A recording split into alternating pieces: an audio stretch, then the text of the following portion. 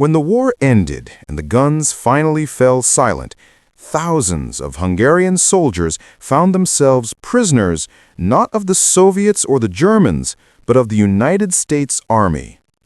They were men who had seen the darkness of Europe, who had marched through ruins and blood, believing America to be a distant land of propaganda, a country painted as soft, decadent, and unprepared for real war. But when they were captured and brought to American soil, their world turned upside down. The shock that awaited them wasn't one of violence or humiliation. It was a shock of power, of technology, and of a civilization that felt almost alien compared to the chaos they had left behind. The first train that carried them across the vast American plains was something most of them had never imagined. Through the small windows of their transport, they saw endless fields stretching to the horizon, perfectly organized towns, and infrastructure that looked untouched by war. There were no bombed cities, no ruins, no desperate people scavenging for food. Instead, there was order, abundance, and calm. The Hungarian POWs couldn't believe this was the same world that had been at war. America seemed like another planet. When they arrived at the POW camps, they braced themselves for punishment. That's what war had taught them. Prisoners suffer. But instead of beatings or starvation, they were met with discipline and strange kindness. American soldiers handed them cigarettes, real American cigarettes, the kind they had only heard about in stories, and chewing gum, something that seemed childish, yet strangely fascinating. The guards didn't scream or hit. They spoke firmly but respectfully. The prisoners were given showers, clean uniforms, and food so abundant it felt unreal. Meat, bread, vegetables, coffee, things they hadn't seen in months. It was as if they had stepped out of war and into another reality. For many of these men, the moment of true disbelief came when they saw how organized everything was. The barracks were clean, meals were served on time, and every prisoner was registered, recorded, and treated according to strict rules. They learned that in America, even prisoners had rights. The guards explained that they were under the protection of the Geneva Convention, words that sounded like fantasy to men who had been taught that prisoners were expendable. Then came the factories. Some Hungarian POWs were sent to work on farms, others in small industries. That's when they began to grasp the real scale of America's power. Machines everywhere, tractors, trucks, and assembly lines that produced goods faster than entire European countries could dream of. The prisoners stood amazed as they saw food production that could feed millions, vehicles that rolled out endlessly, and workers who looked well-fed, confident, and proud. This wasn't the image of a weak and lazy America they had been told about. This was a super machine, a nation of energy, order, and unstoppable rhythm. At night, around the campfires, they talked among themselves. Some whispered, "How can anyone fight a country like this?" Others just stared at the horizon, trying to process what they had seen. The war had destroyed Europe's cities, but America's city stood tall, bright, and powerful. The prisoners realized that while their homeland struggled for survival, America was manufacturing victory. Many POWs remembered the first time they saw an American station. The vast platforms, the polished locomotives, the smooth schedule, everything seemed like a display of perfection. They couldn't comprehend how a nation at war could live so normally. There were no shortages, no fear, no sense of collapse. Instead, there was a steady hum of progress. Then came the greatest shock of all, television and radio. The Americans allowed the prisoners to listen to music, to watch films, and to experience entertainment even inside the camps. For men who had lived under constant fear and propaganda, the idea that a nation could be both free and powerful was unbelievable. They watched American movies showing cities lit up at night, streets full of cars, people laughing and shopping freely. For the Hungarian soldiers, it was a cultural earthquake. As months turned into years, their perception of America deepened.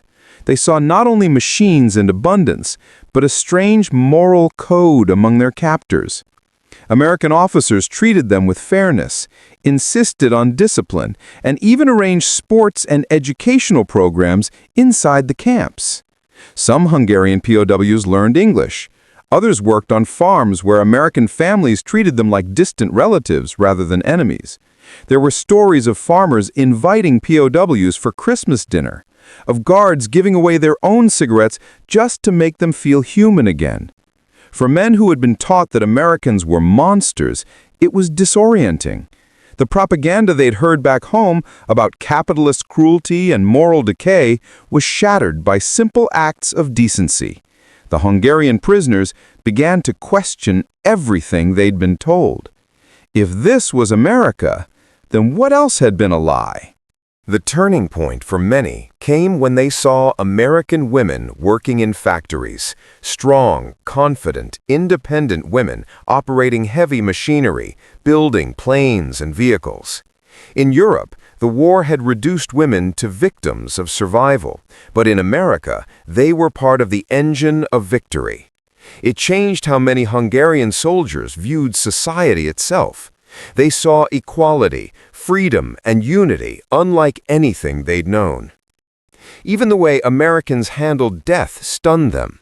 In Europe, loss was everywhere and funerals were common. But in America, even during wartime, life went on with optimism. The POWs couldn't understand it at first.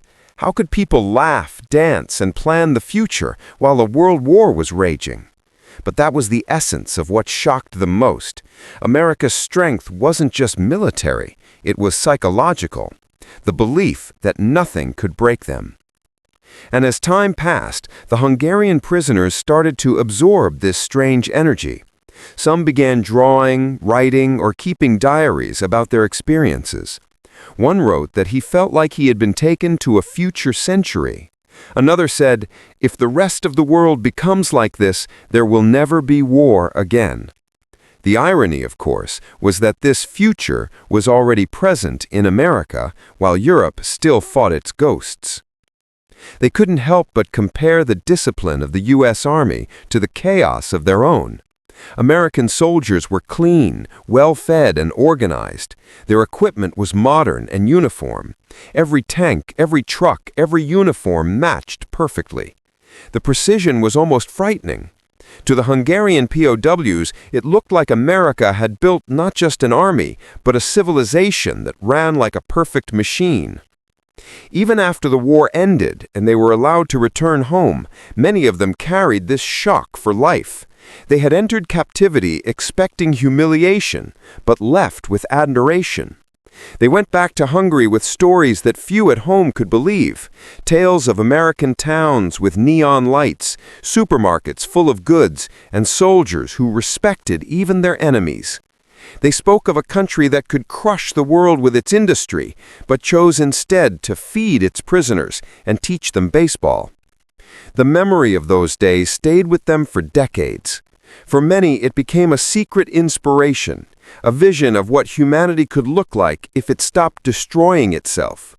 The war had shown them horror, but America had shown them power with compassion. They were no longer just prisoners.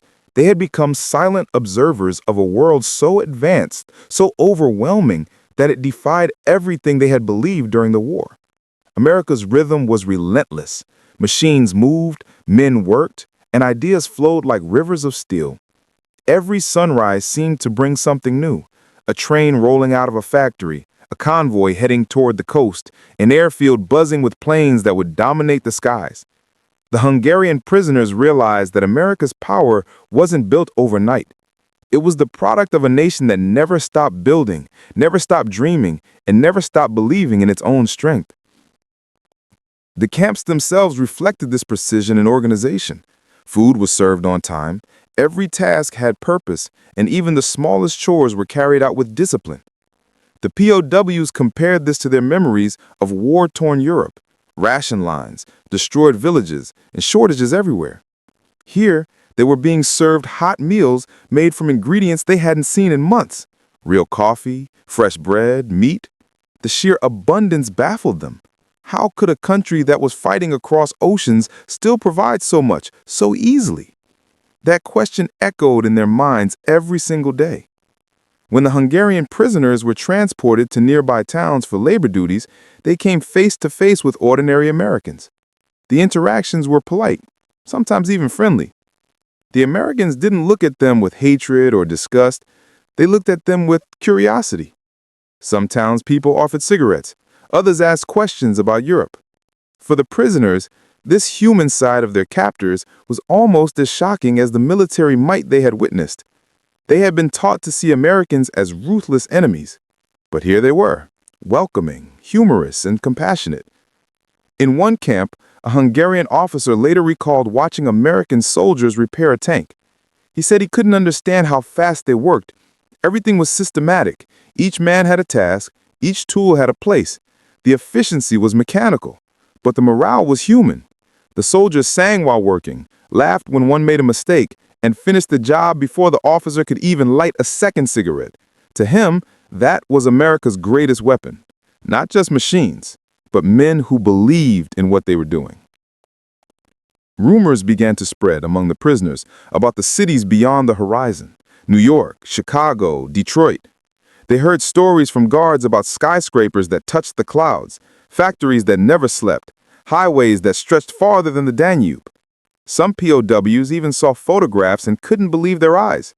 In their minds, America had been an abstract idea, a distant, wealthy country. But now it was real, powerful, and almost unreal in its scale. As months turned into years, many Hungarian POWs started learning English. They picked up words from guards, songs from the radio, and conversations overheard in town. Understanding the language made them even more fascinated by the American mindset. The slogans they heard, "We can do it," "Freedom isn't free," "Made in the USA," carried meanings far deeper than propaganda. They reflected a culture built on self-belief. Even the workers who swept floors seemed proud to contribute to something larger. It wasn't arrogance, it was unity. Some Hungarian officers secretly kept journals, writing about what they saw. One entry described a train yard where hundreds of tanks were being loaded onto freight cars. The man wrote, "Each of these machines could destroy a city block, and yet they are produced as easily as bread." Another entry mentioned an airfield lined with bombers as far as the eye could see. If this is what America calls routine, then we have already lost the next war. It wasn't only the military skill that impressed them, it was the psychology behind it. American soldiers treated war as a mission, not a destiny. They didn't glorify destruction, they glorified victory and return. In contrast, many Europeans had grown numb to the idea of endless suffering. The Hungarian POWs noticed this difference deeply. America fought with purpose, but lived with optimism. That optimism was contagious. Even prisoners started feeling it in small ways, through music, through the laughter of guards, through the sight of a baseball game played at sunset beyond the fences. Music became a silent ambassador. Radios played everywhere, in canteens, in guard shacks, even in the fields. Swing, jazz, and blues filled the air. The prisoners had never heard anything like it. The rhythm spoke of freedom, of energy, of a nation that moved forward even in times of war. For some POWs, those melodies became a memory of comfort in captivity. It reminded them that there was another world beyond the conflict, one that still danced while the guns thundered across oceans. As time went on, many Hungarian POWs were assigned to agricultural work. They harvested wheat, picked cotton, or worked in orchards. The vastness of American farmland left them awestruck. It seemed endless, flat land stretching to the horizon, dotted with machinery so massive it looked like something from another world. The farmers treated them decently, providing food and rest. Some even shared their family meals with the prisoners, an act of humanity that broke every stereotype they had been taught. One particular story passed down through several prisoners involved a small-town family in Texas. They hosted a group of Hungarian POWs for Sunday lunch. The meal was simple: cornbread, stew, and lemonade.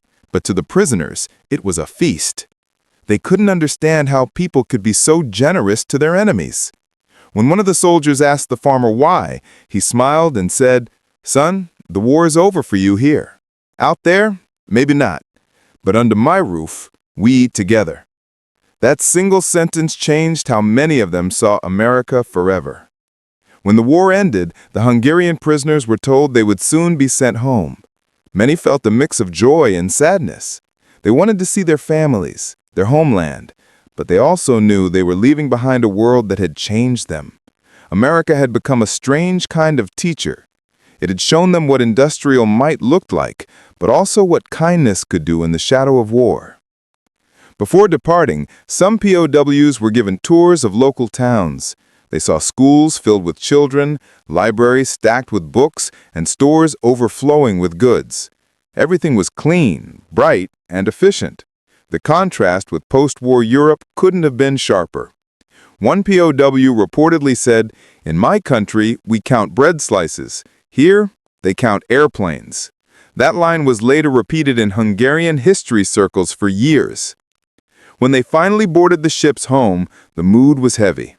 Many stood on deck, staring back at the American coastline fading into mist.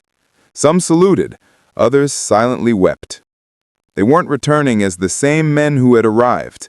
They carried memories of a land that had defeated them, not just through weapons, but through the overwhelming force of progress and humanity. Back in Hungary, their stories spread quietly.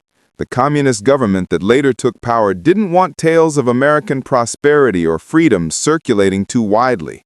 Still, in letters, in whispered conversations, those memories survived.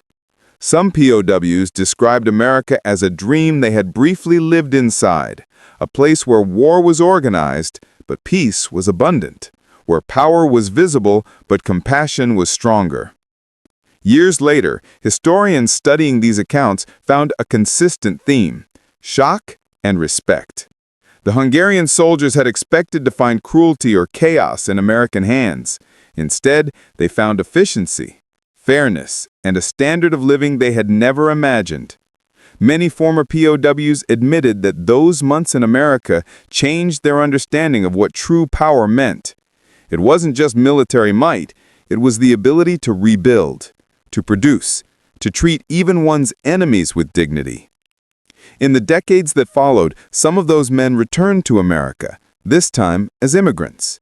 They carried faded memories of barbed wire and guard towers, but also of laughter, open fields, and music. For them, America wasn't a symbol of defeat anymore. It was a symbol of transformation. The story of the Hungarian POWs is a quiet but powerful reminder of how war exposes not only the weapons of nations, but the soul behind them. When they saw America's military power, they were awed.